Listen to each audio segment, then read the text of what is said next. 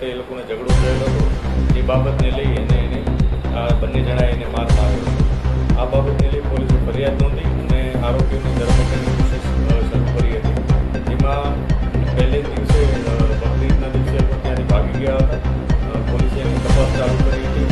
ત્યારબાદ જ્યારે અમને ખ્યાલ આવ્યો કે એ લોકો એ વિસ્તારમાં નથી એટલે અમે અલગ અલગ ટીમો બનાવી. અલગ અલગ ટીમોએ પોતપોતાના જે ટાસ્કિંગ હતા એ મુજબ કામગીરી શરૂ કરી.